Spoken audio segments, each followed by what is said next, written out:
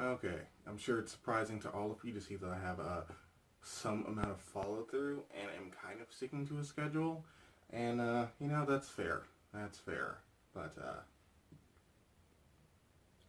Junji Ito Collection number 2. This one definitely solidified what I think the series wanted to be. It looks like the Suichi episode, which I was just calling it Suichi, or something that wasn't the right name, the first episode. Was basically getting your foot into the door without scaring people away. Because while I may be a big spooky boy that loves all the crazy messed up parts of Junji Ito, that's not for everyone. And I think the audience is the not for everyone here, and we're trying to get you in the door. So then you go, oh dang, well I'm already watching it, so it's too late for me now. So here we are.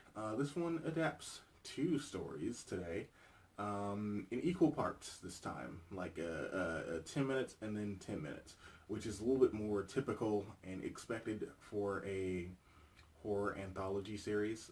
This one is the fashion model, which I thought would come later, but I guess they had to open strong, and the long dream story. First is the fashion model. So the first thing I notice is that the model looks. Well, if you follow my Tumblr, you'd already know. Follow my Tumblr, you jerks. Do it right now. Mangamacabre.tumblr.com. Don't have to do it. It's fine, but you should do it though. They had a slight redesign for the model, and so far most of the characters that are not important have had very slight redesigns because Junji Ito characters kind of look the same. And I suppose Junji Ito stuff is functional enough to where that's fine because you don't really need to be able to tell most of these characters apart. But given that it's an anime, you don't want people to get confused and think that it's the same person that this is happening to over and over again, although that would be very interesting. That was the premise of Mimi's ghost stories. But the model looks a little bit less monstrous and more like an old, intimidating lady. And I remember in Shivers, the collection that came out not too long ago,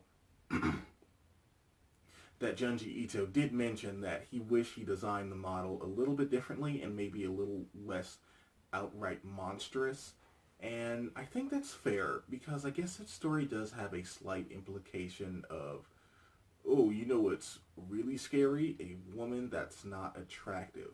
And that's a little awkward. Like that's almost that's not what he meant. That's I'm sure that's not what he was going for, but it wouldn't be too off model to get that kind of message from it. So they designed the model to be a little bit more intimidating. Like she'd be the kind of person that is very good pals with the likes of Dio Brando or something like that.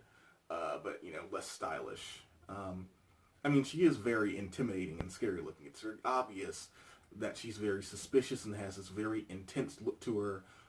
Interestingly enough, she had a normal older woman's voice. I was, for some reason, expecting this kind of gravelly monster voice, but maybe that makes her a little bit more unsettling somehow, and that's fair.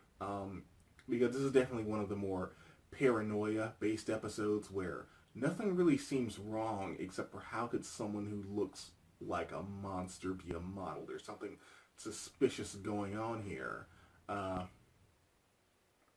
than that, it was a pretty pragmatic episode. Now there was one change, I believe. I could be mistaken here, but I believe when you get the oh wait, I'm sorry. Actually, before that, I noticed that the gore and the spooky faces have been toned down just a little bit.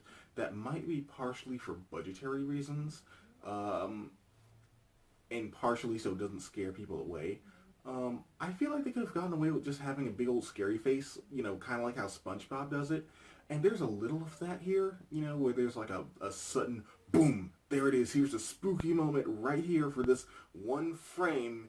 Well, not this one frame, but like this one still image, so you can really take in how awful the situation is and how monstrous this character is. Because the parts where the model are supposed to be scary They do show her in a slightly more monstrous light. Uh, but other than that, it's relatively pragmatic, but the gore was toned down a lot. I remember in that story, the other character that I won't mention, because I want you to go watch this yourself, um, they don't show the body, and I'm pretty sure in the series or in the manga they showed the body, but they still got the message across very clear. There's something not quite right here. So, uh, good work. This is a series that does not seem to be for me. It seems to be people less familiar with Junji Ito, and I'm fine with that. That's great because that's who the people that read the manga are already reading the manga. And the people who are not need to watch this show, and that will get you hooked. Okay, next up is The Long Dream, which is a weird one I have not read in a long time, until maybe a couple of days ago, actually. That was going to be the next manga macabre, but I changed my mind and wanted to do something else. Okay, that was weird. I guess my camera just decided to stop going? I don't know. I don't know why technology does what it does. But that was a smooth transition into The Long Dream, which I haven't read in a while until a couple of days ago. It's going to be the next manga macabre, but I last moment changed my mind, and it's going to be something else because I don't want to do two Junji Itos in a row. I don't want to be the Junji Ito guy. Like, there are many Junji Ito guys.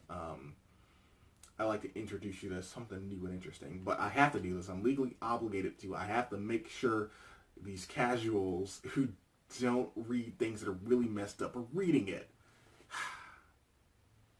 Why don't you people read more things that are really messed up? Where was I? Oh, yeah. Long Dream. It was another pretty pragmatic adaptation. I actually don't have a whole lot to say about it.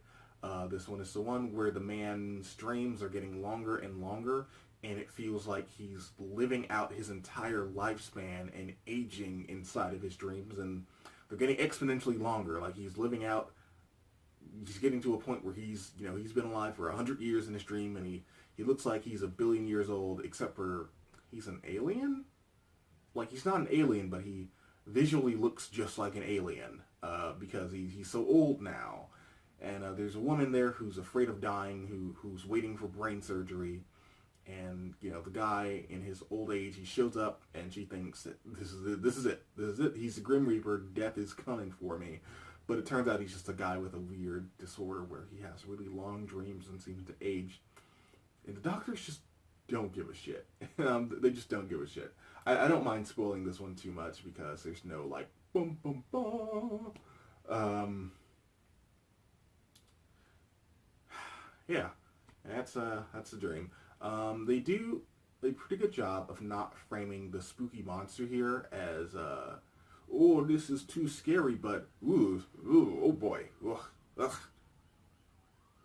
Oh shit, the police are here. They know I'm watching anime. That's fair. I guess this is the last episode, so I better wrap things up because it's gonna be the finale. Because I'm gonna get arrested for being weeaboo. Yeah, they do a good job at painting the doctor as the true bad guy, but making it clear why he does the things he does.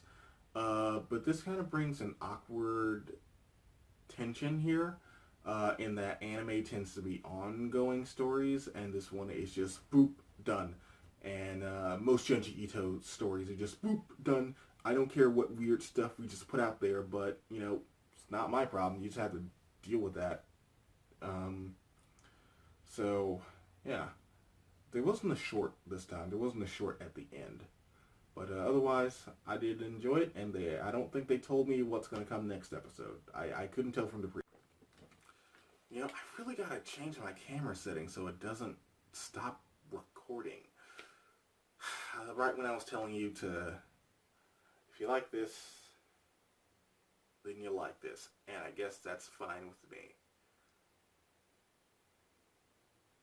Okay, I'm going to sit here for a minute, and I'm going to let you soak in the environment.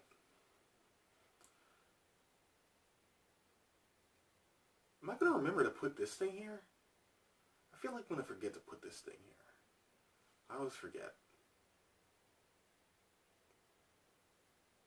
You better fucking subscribe, dude. I swear to God, if you don't subscribe, well, there's nothing I can do about that. I guess I should just make better content.